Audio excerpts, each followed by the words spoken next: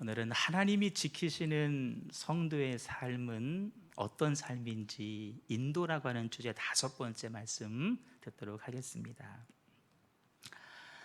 제가 어느 교회에 갔더니 그 교회 학교 각 부서의 이름을 이렇게 지었습니다. 유치부는 테라라는 이름을 붙였고, 아동부는 시드, 중고등부는 에레즈라고 하는 이름을 붙였습니다. 제가 뭐 꿈씨, 꿈땅, 꿈터 이런 말은 들어봤지만 처음 듣는 말, 히브리어인 건 알았는데 무슨 뜻일까요? 물었더니 이렇게 설명을 했습니다. 테라는 좋은 땅이고, 시드는 그 땅에 떨어지는 좋은 씨앗이고, 에레즈는 그 씨가 자라서 나중에 열매가 됐을 때 그냥 나무가 아니라 향기를 내는 나무라는 뜻을 설명해 주셨습니다. 이 세 가지 단어를 이렇게 이어서 풀어보면 우리의 자녀들이 좋은 마음을 가지고 있고, 그 위에 좋은 씨앗인 하나님의 말씀이 심겨지고 그게 싹나 자라서 그리스도의 향기를 내는 좋은 나무 같은 사람이 되었으면 좋겠다, 이런 마음으로 그렇게 지었다고 합니다. 여러분, 우리의 자녀가 그렇게 돼야 되고 저와 여러분의 삶이 그렇게 되시기를 주님의 이름으로 축복합니다. 이 에레즈는 그냥 나무가 아니라 향기 나는 나무라는 뜻을 가지고 있습니다.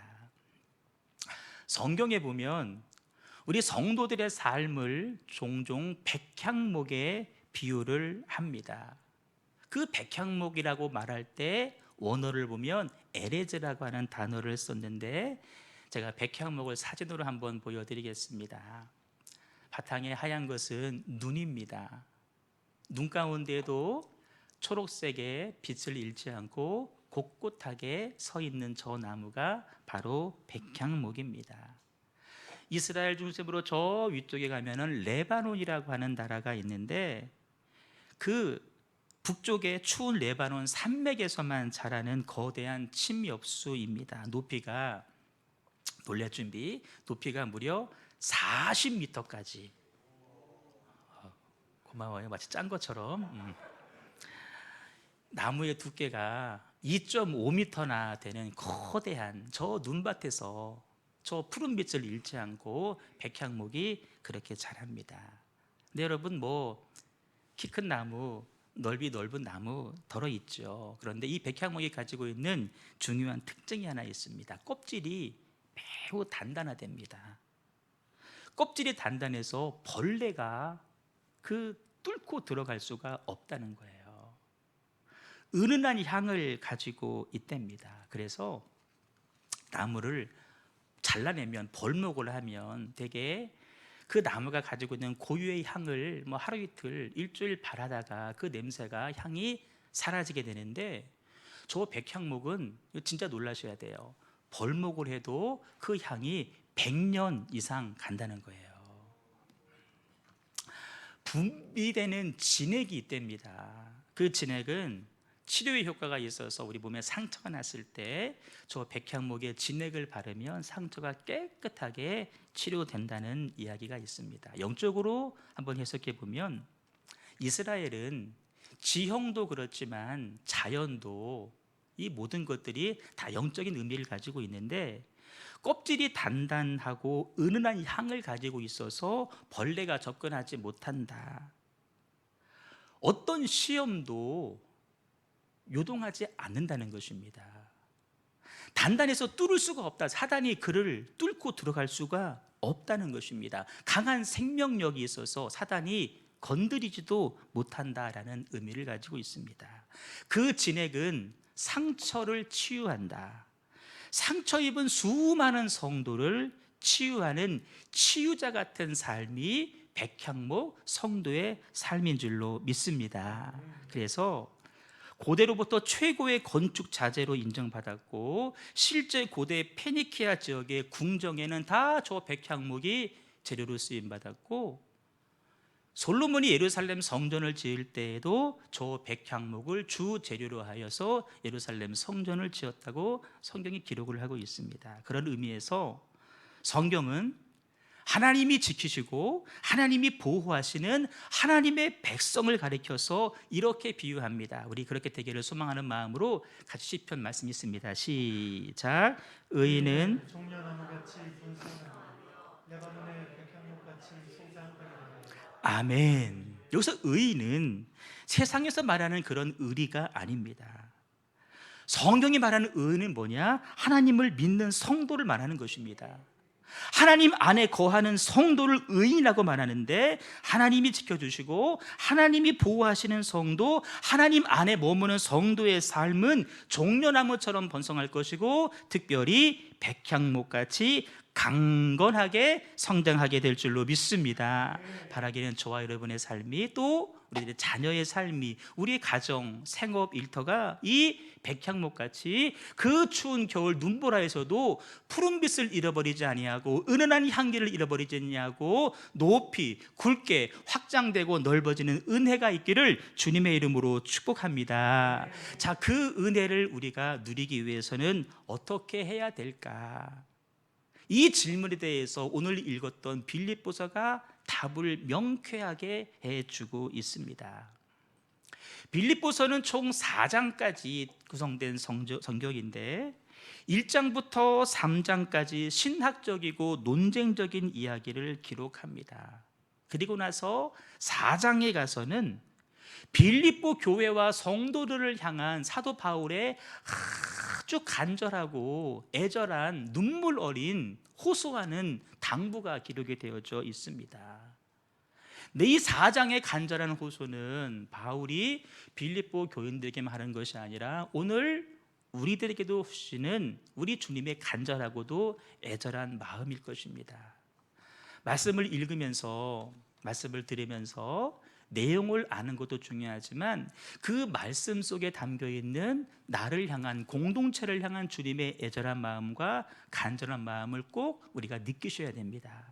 우리 그 마음으로 오늘 4장 1절 말씀을 한번 읽습니다. 시작. 그러므로 나의 사랑하고 사모하는 형제들, 나의 기쁨이요 면류가 아닌 사랑하는 자들아, 이와 같이 주 안에 서라. 아멘.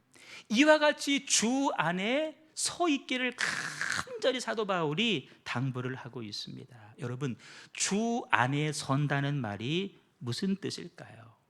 주 안에 선다. 이 땅을 살아가면서 하나님의 자녀답게 사는 삶, 성도로서 성도답게 사는 삶을 가리켜서 주 안에 있는 모습이라고 이야기를 합니다. 여러분, 흔히 그런 말을 합니다. 학생은 학생다워야지, 군인은 군인다워야지, 남편은 남편다워야 되고 주부는 주부다울 때 가장 아름답지 않습니까? 우리 마찬가지입니다. 성도는 성도다워야 됩니다. 그리스도인은 그리스도인다워야 됩니다. 그것이 하나님께서 원하시는 삶이고, 오늘 말씀의 결론 미리 말씀드립니다. 성도답고 그리스도인 닮은 삶을 살 때, 주 안에서 서 있을 때, 그런 삶을 하나님께서 동행해 주시고 인도해 주실 줄로 믿습니다. 여러분, 오늘 바울이 말하는 주 안에 사는 삶은 어떤 모습일까? 3가지를 말씀하는데, 첫 번째는 이것입니다. 항상 기뻐하는 삶입니다. 자, 우리 말씀 한번 읽습니다. 시작. 주 안에서 항상 기뻐하라. 내가 다시 말하노니 기뻐하라. 아멘. 바울은 첫 번째, 많은 조건들이 있겠지만 그 첫 번째로 기뻐하는 삶을 성도다운 삶의 1덕목으로 말씀을 하고 있습니다. 여러분, 항상 기뻐해라. 내가 다시 말한다. 너 기뻐해야 돼. 이 말의 의미가 무엇일까? 하루 24시간 기뻐해라? 물론 그런 의미일 수도 있습니다. 뭐 자다가도 기뻐서 웃으면 얼마나 좋겠어요. 뭐 옆 사람이 놀래긴 하겠지만 항상 기뻐해라. 그런데 여러분, 이 말하는 의미는 그것입니다. 어떠한 상황에서도 기뻐해야 된다는 거예요. 아멘. 항상 기뻐해라. 모든 상황 가운데에서 이 모든 애는 정말 기뻐할 수밖에 없는 좋은 상황도 포함됩니다. 그런데 내가 도무지 기뻐할 수 없는 그 상황 가운데에서도 기뻐하는 것이 성도다운 삶이라고 바울이 말을 하는 것입니다. 여러분, 빌립보 교회, 오늘 말씀을 건네받은 빌립보 교회는 도무지 기뻐할 수 없는 상황들로만 둘러싸여 있었습니다. 크게 세 가지. 하나는 외부로부터 심한 박해를 받고 있는 그런 상황이었습니다. 1장 28절 이하에 쭉 보시면 바울이 말합니다. 어떤 일에도 대적하는 자들을 두려워하지 않는다는 소식이 나한테 들려왔으면 좋겠다. 대적자가 있다는 거예요, 없다는 거예요? 있다는 거예요. 나를 둘러싼 그 대적자들 때문에 두려워 떨 수밖에 없는 것이 지극히 당연한 일이겠지만, 그러나 나는 기대하고, 나는 소망하고, 나는 기도한다. 너희들이 두려워하지 않는다는 소식이, 도리어 기뻐한다는 소식이 나에게 들려왔으면 좋겠다. 여러분, 지금 빌립보 성도들을 어렵게 만드는 사람들은 힘없는 일개인이 아닙니다. 우상 숭배와 황제 숭배를 강요하는 빌립보 도시에 살고 있던 정치 지도자들이었습니다. 당시 빌립보라고 하는 도시는 로마가 직접 통치하는 식민 도시였습니다. 로마가 고대 근동을 다 식민 지배했지만 특별히 이 빌립보 지역만큼은 로마 정부에서 직접 통치했던 곳입니다. 로마 군대에서 은퇴한 군인들이 모여 살고 있는 그런 정착 도시였습니다. 당연히 뭐를 강조했을까? 로마 황제를 신으로 섬겨라. 그 빌립보에서 로마 황제의 신상이 서 있는 그 자리에서 예수님이 물었어요. 베드로에게, 너 나를 누구라고 고백하냐? 아니, 그 이제 사람들은 뭐라고 하지? 사람들은 뭐 세례 요한 선지자라고 말하는. 그럼 너는, 주는 그리스도시요, 주는 살아계신 하나님의 아들이십니다. 이 고백을 숨어서 입을 뒤집어 쓰고 한 고백 아닙니다. 저 로마 군대 핵심 부대가 지금 옆에 있는데 그 정치 권력이 지금 감시하고는 그 로마 황제의 신상에 서 있는 그 바로 옆에서 저희가 신이 아니라 예수 그리스도가 신입니다라고, 그리스도라고 바울이 고백을 한 것이죠. 그런 도시가 빌립보인데, 한 번은 바울이 빌립보에 전도하러 처음 들어갔습니다. 갔더니 귀신 들린 여자 하나가 있는 거예요. 바울이 능력으로 그 귀신을 쫓아냈습니다. 그때 그 여인이 어떤 신을 섬기고 있었느냐? 아폴로 신, 로마 황제를 신으로 섬기고 있었던 사람입니다. 그 신에 의지해서 점을 쳐서 자기 주인에게 돈을 벌어주는 사람이었는데, 바울이 그의 귀신을 쫓아냈을 때에 감사하지 않습니다. 당연히 감사하지 않겠죠. 왜? 돈줄이 막혔으니까. 그래서 누가 그랬어? 바울이 그랬어요. 바울을 그래서 감옥에 집어넣는 것이죠. 하지만 바울은 감옥에서 또 어떻게 했습니까? 신라와 더불어서 하나님을 찬송하고 기도합니다. 기뻐했다는 거예요. 어떤 일이 벌어집니까? 옥문이 열리게 된 것입니다. 항상 기뻐해라. 항상 기뻐해라. 바울은 그 사실을 이미 자기가 경험을 했습니다. 그 고통이 얼마나 큰지를 알고 있습니다. 그들의 협박이 얼마나 무서운지를 알고 있습니다. 그래서 바울이 이렇게 말합니다. 너희들에게도 그와 같은 싸움이 있으니, 나 그 싸움을 이미 경험했다는 거예요. 지금 그와 동일한 싸움을 겪는 너희들, 힘든 거 알아. 어려운 거 알아. 하지만 그런 상황 가운데에서도 너희들 기쁨을 절대 잃어버리면 안 된다. 이렇게 당부를 하는 것이죠. 여러분, 한 개인이 괴롭히는 게 아닙니다. 국가 권력이 힘없는 교인들을 괴롭히고 있는 것입니다. 우리 다 알 겁니다. 교회와 성도는 늘 약자입니다. 우리 아무 잘못한 거 없지만 누가 시비를 걸어올 때 우리 대항 못합니다. 왜 그런지 아십니까? 우리가 대항하면 교회가 그런다고 더 그들이 난리를 치는 걸 알기 때문에 우리 대항하지를 않습니다. 그냥 당하는 거죠. 누가 목사에게 삿대질을 하면서 멱살 잡고 할 말 못할 말 다 할 경우가 있을 수 있겠죠. 여러분, 제가 거기에 맞서 싸워 보십시오. 옳고 그름은 다 떠나서 목사가 그랬다고 더 큰 소리 납니다. 싸움할 줄 몰라서 참는 것이 아닙니다. 대항할 논리가 없어서도 아닙니다. 그렇게 하면 더 문제가 커지기 때문에 그냥 당하고 마는 것입니다. 한번 이를 악무는 거죠. 이것이 성도의 삶이라는 것입니다. 도리어 그러면서 뭐 해라? 기뻐해라. 지금 국가 권력의 박해를 받고 있는 너희들 그 아픔 알아. 하지만 억울해하지도 마. 그냥 기뻐해. 기뻐해. 우리에게 적용해 볼까요? 지금 국가 권력이 우리를 박해하는 그런 시대는 아닙니다. 다만 시대적으로 참으로 살기 어려운 시대를 사는 것만큼은 분명합니다. 특별히 경제적으로 너무나 힘겹습니다. 코로나 이후 이 세계가 어떻게 움직여갈지 우리는 아무도 모릅니다. 불안해하는 시대입니다. 그런 상황 가운데에서도 성도는 어떠해야 되느냐? 기뻐하는 삶을 살아야 된다라고 말씀을 하십니다.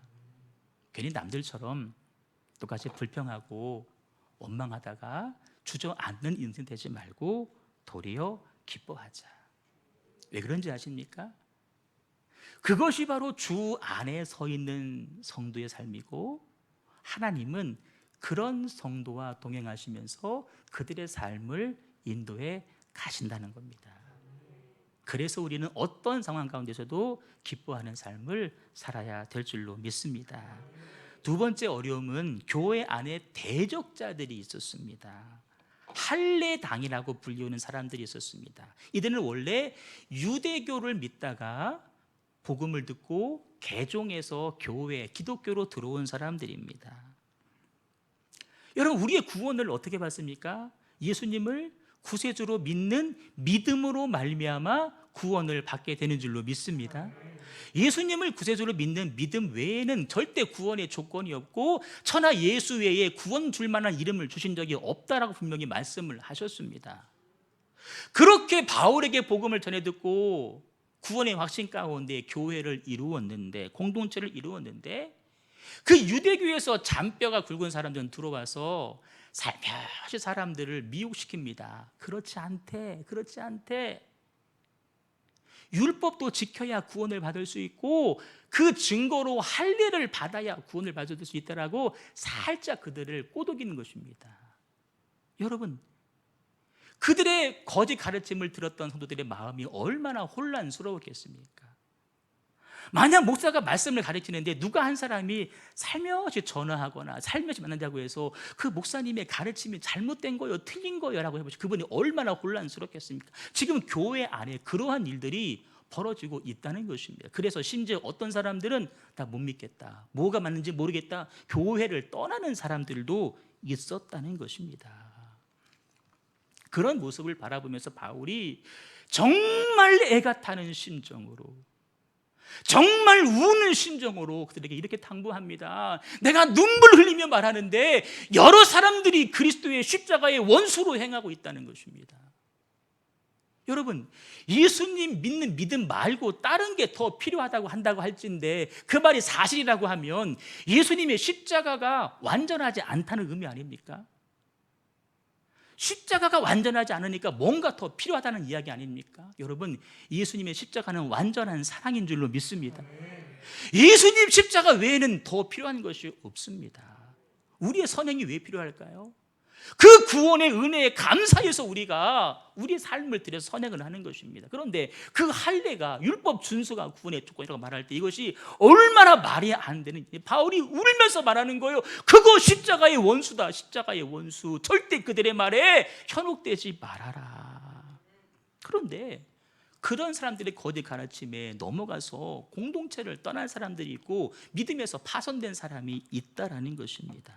그럴 때 그 모든 고통 가운데서도 견디면서 교회 안에 남아있던 사람들 마음이 여러분 얼마나 쓰리고 아프겠습니까? 우리도 그렇지 않습니까? 이런저런 이유로 함께 예배 신앙생활을 드리다가 어떤 사람이 멀리 이사를 가거나 뭐 이런저런 이유로 교회 공동체에서 벗어날 때가 있습니다. 남아있는 사람들에게 큰 아픔이죠. 공동체의 아픔입니다. 목사에게는 평생 지울 수 없는 또 하나의 상처가 그 위에 얹어지는 것이죠. 그런데 바울은 이렇게 말합니다.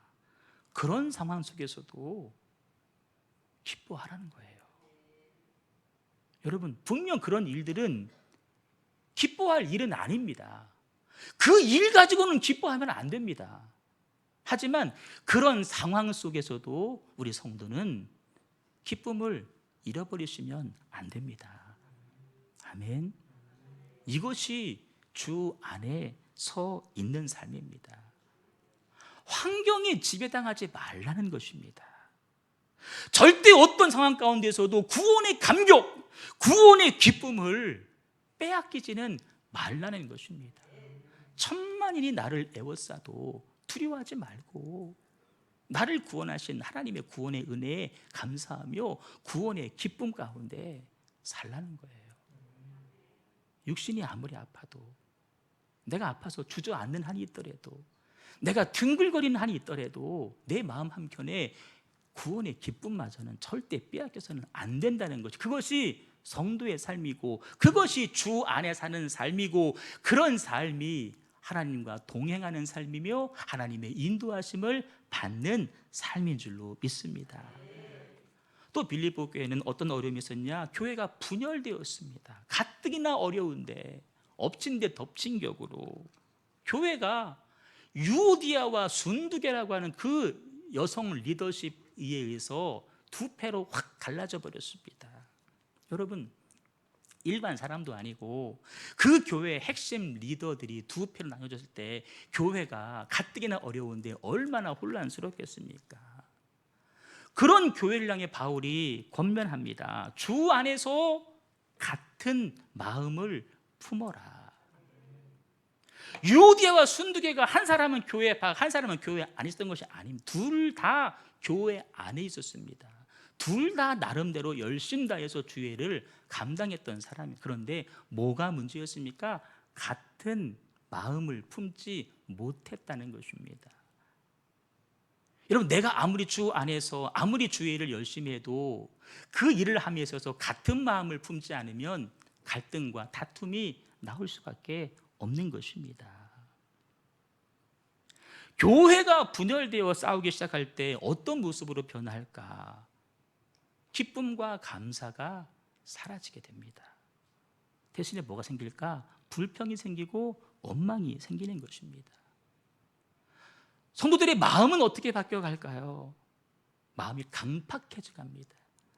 강팍해져 갑니다. 예배에서 은혜를 받지 못하게 됩니다. 교회의 사명 희미해져 가겠죠. 하나님의 은혜 찾아볼 수 없게 되는 것입니다. 정말 힘든 상황이 아닐 수 없겠죠. 하지만 바울은 그런 상황에서도 기뻐해야 된다. 그리고 이렇게 권면합니다.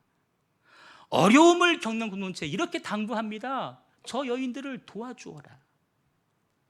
그 유대와 순두계가 다시금 믿음을 회복하고 교회 안에서 하나 되어서 주의를 감당할 수 있도록 그들을 내치지 말고 멀리하지 말고 그들을 도와주라고 교회에게 말씀을 하고 있다는 것입니다.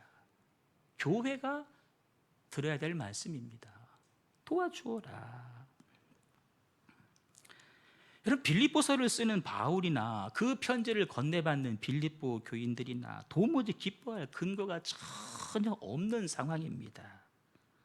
그럼에도 불구하고 기뻐하라고 말하고 기뻐할 수 있다고 말합니다. 그 근거, 이유가 무엇일까? 오늘 4절 말씀을 한번 크게 읽습니다. 시작. 주 안에서 항상 기뻐하라. 내가 다시 말하노니 기뻐. 아멘. 그들이 주 안에 머물러 있기 때문에 그 일이 가능하다는 것입니다. 주님 안에서는 모든 상황을 기쁨으로 바꿔갈 수 있기 때문에 그렇습니다. 너희들 지금 주님 안에 있지 않느냐? 주님 안에 있으면 기뻐할 수 있다. 여러분, 내가 기뻐하는 이유는 외부적인 어떤 상황이나 개인적인 형편에 달려있는 것이 아니라는 것입니다. 물론 어떤 상황 때문에, 넌 나에게 벌어진 일들 때문에 막 기뻐할 수도 있어요. 그런데 그건 오래가지 못합니다. 또 진정한 기쁨이 아닙니다. 정말 우리 성도들이 지금처럼 어려운 상황 가운데서도 기뻐할 수 있는 이유는 뭐냐? 우리가 주 안에 있기 때문입니다. 주 안에 있기 때문에. 여러분, 간곡히 부탁합니다. 주 안에 머무십시오. 주님 안에 머무십시오. 주님 안에 머물 때 외부의 박해, 경제적인 가난, 내부의 분열 아닙니다. 십자가에서 죽으시고 부활하신 우리 주 예수 그리스도가 역사를 주관하고 계시기에 결국에는 합력하여서 선으로 이루어 가실 줄로 믿습니다. 그 믿음이 있기 때문에 우리는 기뻐할 수 있는 것입니다. 삶이 결코 녹록하지가 않습니다. 하지만 하나님께서 주의 교회와 주의 성도들의 삶을 보호해 주시고 인도해 주실 줄로 믿습니다.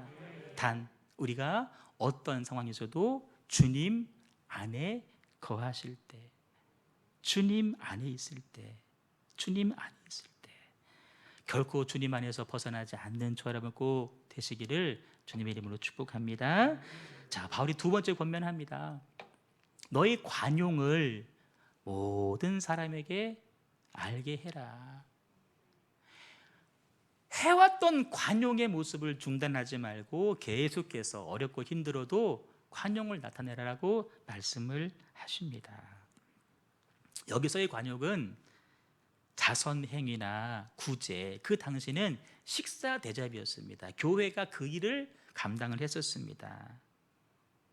지금 울어도 시원찮은 마당인데, 내 쓸 것도 없는 마당인데, 내 그가 석자인데 너의 그 관용 섬김을 여전히 계속 하라는 것이죠. 여러분, 세상 삶이 힘들어지면 남을 배려하는 마음들이 사라집니다. 사재기하죠. 남을 배려하지 않는 마음입니다. 다 내가 우선입니다. 그 마음이 강팍해져 갑니다. 강팍해져 가요. 여유가 사라집니다. 남을 돌아보지를 않습니다. 그럼에도 불구하고 바울은 핍박받는 그 상황 가운데에서도 결코 남을 돌보는 모습을 중단하면 안 된다. 관용을 잃지 말아라.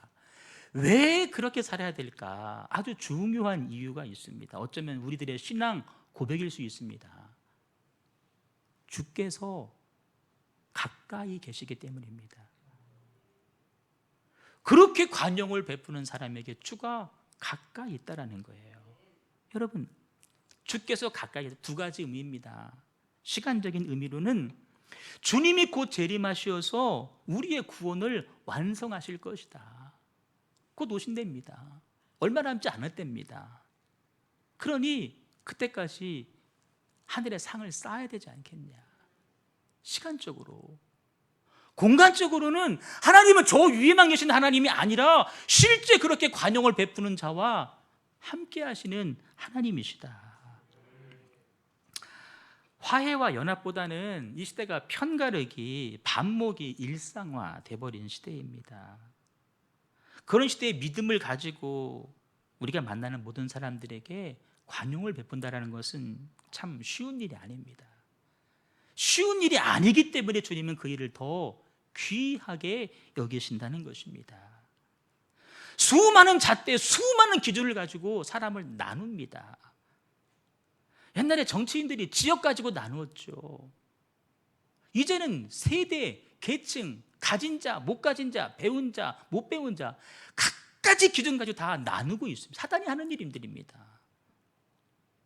모여서 예배하지 못하게 만드는 나누는 일이잖아요. 그런 상황 가운데에서도 우리는 관용을 잃지 말아야 된다. 그것이 성도의 삶이고 그런 자에게 주가 가까이 계시니라. 마지막 세 번째입니다. 염려하지 말라고 말씀하십니다. 염려하지 않는 삶이 성도다운 삶이고 그 삶이 주 안에 있는 삶이라는 것입니다. 여러분, 모양과 정도는 다 다르지만 우리 모두 사실 염려하면서 오늘을 살아갑니다. 염려 안 할 수 없는 게 솔직한 우리들의 상황입니다. 근데 성경은 당부합니다. 염려하지 말아라. 염려 안 했으면 좋겠다가 아닙니다. 염려하지 말아라라고 명령으로 말씀을 하십니다. 어떤 심리학자가 이렇게 말했습니다.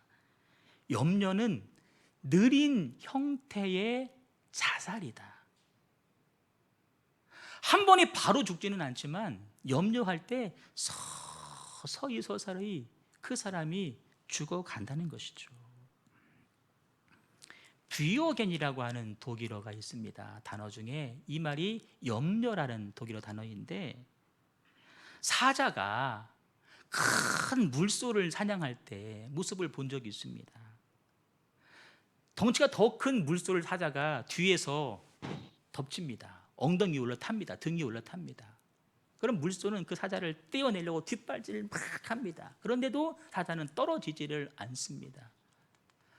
그렇게 한참의 시간이 지나고 나면 이제 그 물소는 힘이 다 빠집니다.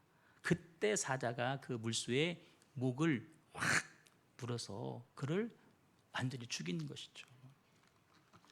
염려가 그와 같습니다. 물소에게 사자가 올라타는 것처럼 우리들의 삶에 염려가 들어와서 우리가 빠져나가려면 애를 쓰면 애를 쓸수록 우리들의 몸에 힘을 빼고 결국에는 우리의 영혼을 숨 쉴 수 없게 만드는 것이 바로 염려입니다. 염려는 백해무익합니다. 염려한다고 달라지지를 않습니다. 그럼 우리가 어떻게 하면 염려하지 않고 살 수 있을까? 6절에서 아주 명쾌하게 설명합니다. 읽습니다. 시작. 아무것도 염려하지 말고 다만 모든 일에 기도와 간구로 너희 구할 것을 감사함으로 하나님께 아뢰라. 아멘. 너무 간단하지 않습니까? 감사하는 마음으로 하나님께 아뢰라는 거예요. 막 애쓴다고 되는 것이 아니라 감사한 마음을 가지고 하나님께 아뢰라. 예수님이 우리가 믿는 하나님을 이렇게 소개했습니다. 그 하나님은 우리가 구하기도 전에 우리에게 뭐가 필요한지 다 이미 아시는 분이 하나님이라고 말씀했습니다. 구해야 아는 게 아니라 구하기 전부터 하나님은 아시는 분이시다. 그런데 여러분, 우리가 믿는 하나님, 내가 막 알려드려야 괜시히 알아들으시는 그런 하나님 절대로 아닙니다. 내가 끊임없이 하나님을 막 설득하고 하나님 해주세요 부탁해야 할 만큼 절대 매정하신 하나님이 아니십니다.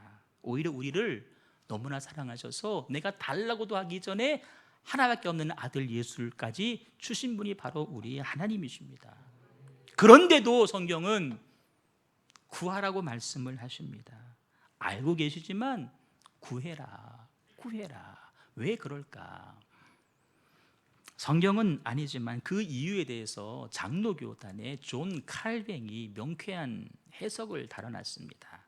우리 한번 읽어보겠습니다. 시작. 하나님께 무엇을 알리거나 그분이 의무를 행하도록 자극하거나 그분을 강권할 목적으로 기도하지 않는다. 그와 반대로 우리는 자신을 일깨워 하나님을 찾기 위해, 하나님을 묵상하기 위해 자신의 염려를 주님의 품에 쏟아 부음으로써 염려에서 벗어나기 위해 기도한다. 기도의 목적이 염려에서 벗어나는 것이라고 설명을 달았습니다. 기도는 내가 하나님을 설득하는 시간이 아니라 하나님으로부터 내가 설득당하는 시간입니다. 영어에 이런 표현이 있습니다. Not change God, but change me. 하나님을 바꾸려고 하지 말고 하나님 앞에서 내가 바뀌면 된다. 하나님께로부터 내가 설득당하는 시간이 기도이지 내가 막 기도해서 하나님을 움직이고 그것이 기도가 아니라는 것이죠. 기도에 깊이 들어가면 당면한 문제는 온데간데 없이 사라지고 내 자신만 보이게 된다는 것입니다. 그때 보이는 내 모습이 어떤 모습일까? 나의 어리석은 모습입니다.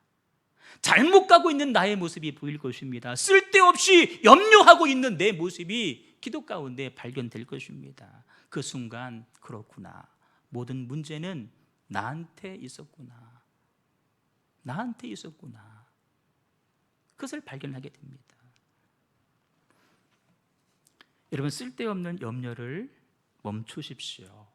모든 염려는 하나님 앞에 내어 맡기십시오. 그런 확신을 가질 때, 확신을 기도할 때 마음속에 감사가 있고 기쁨이 생깁니다. 그럼 기도할 때 염려가 사라지고 감사와 기쁨이 있다, 뭔지 아십니까? 사인입니다. 기도의 응답이라고 하는 사인입니다. 그러니까 기도의 응답이 먼저 오는 것이 아니라, 먼저 상황이 바뀌는 것이 먼저 오는 것이 아니라 내 내면에 기쁨과 감사가 쌓입니다. 사인입니다. 기도에 응답이 있겠구나. 사인이죠.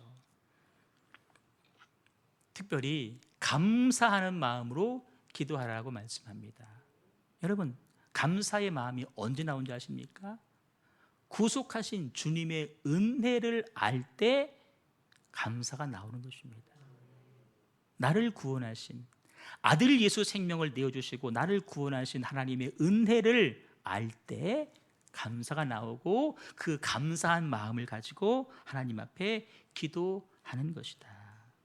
바울은 이 원리를 알았습니다. 그래서 항상 기도할 때마다, 내가 너희들을 생각할 때마다 감사하는 것은, 감사로 기도하는 것은, 나를 구원하신 하나님께서 너희들도 구원하셨구나, 그 은혜를 알기 때문에 바울은 늘 감사한 마음으로 기도했습니다.